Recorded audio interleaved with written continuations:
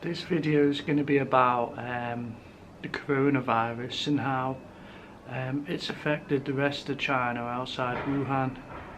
I got back from Shanghai a few days ago, maybe 4 days ago, and noticed some changes in Shenzhen that maybe normally wouldn't be here. Obviously the coronavirus is a virus that started in Wuhan about 2 weeks ago, and it just was the wrong time of year for it to start, because obviously it's the Lunar New Year in China at the minute, so everybody's migrating around China, seeing their families and going on holidays and things like that. So basically the virus has spread really rapidly across China.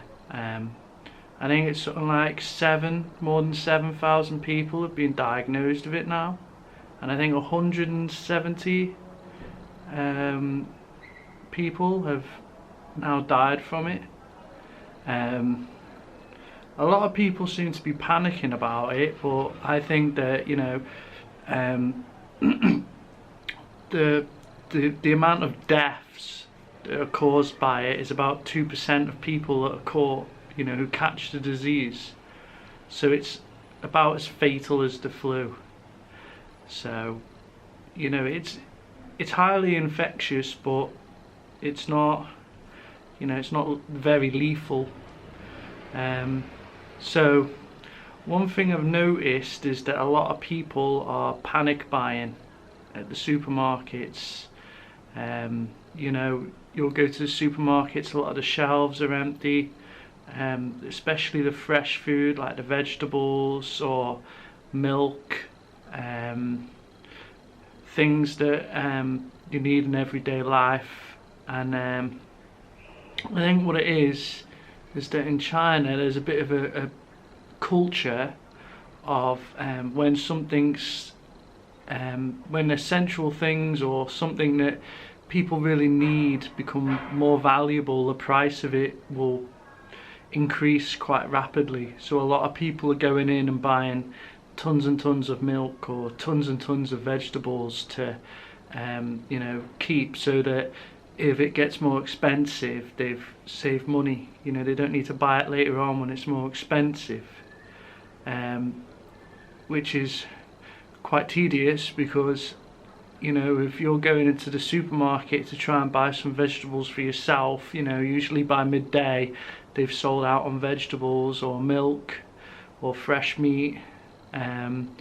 So it took me about 3 days to find some fresh vegetables to buy. So that's something that is quite difficult at the minute. Obviously as well, cinemas are closed, a lot of public places are closed, so there isn't too much to do at the minute in Shenzhen. As well, China has announced that they're extending the holiday until this Sunday.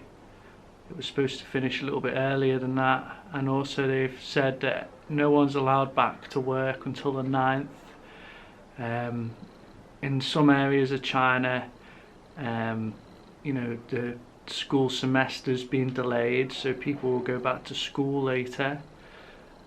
So students have more time off, and a lot of travel has been restricted as well.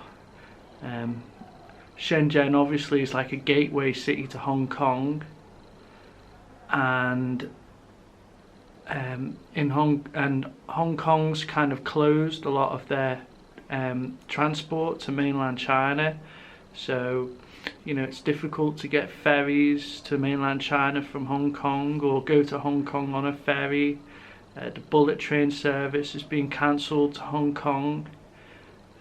The only way to get to Hong Kong at the minute is by crossing the land border and using public transport. So things aren't as easy as what they should be here, but I do think that eventually it's going to get better, because they can't keep closing everything forever, and also, you know, it's not very contagious.